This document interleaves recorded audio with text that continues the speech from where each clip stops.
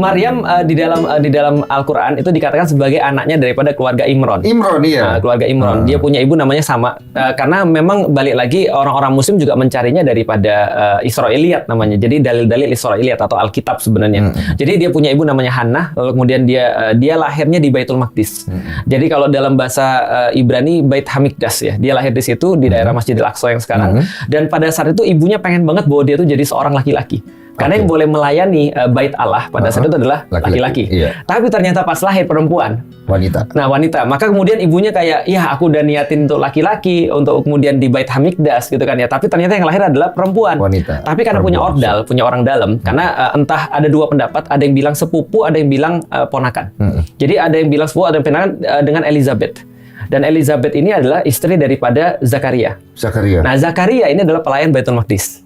Jadi dia adalah nabi yang melayani Baitul Maqdis pada saat itu. Maka Maryam ditempatkan wakafalaha Zakaria, dan dia ditempatkan pengasuhannya di bawah Zakaria dari keluarga Imron tadi.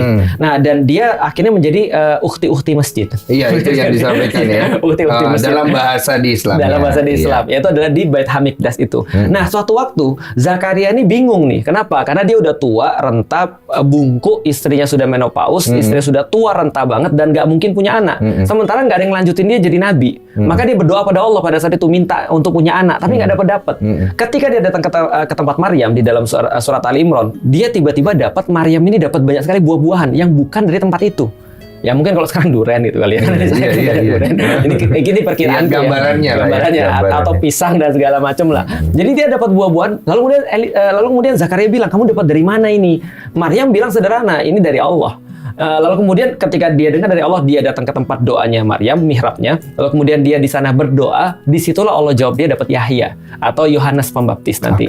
Nah, jadi ketika dia dapat Yahya ini duluan lahir daripada Yesus, akhirnya Isa. Nah, jadi ketika dia berdoa di mihrabnya Maryam, dia dapat Yahya langsung dijawab.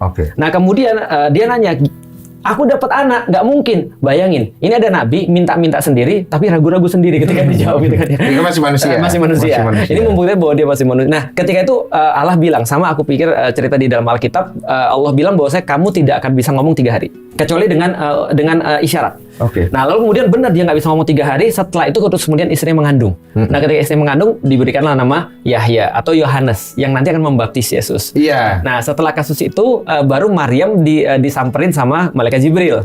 Nah, malaikat Jibril bilang, kamu akan mengandung. Maryam bilang, aku nggak punya siapa-siapa, aku nggak pernah digauli siapapun, bahkan dekat aja tidak. Bagaimana aku bisa hamil? Lalu kemudian Jibril bilang, kamu sudah ditentukan kamu hamil. Lantas tiba-tiba dia hamil. Menurut pendapat para ulama 1 malam aja.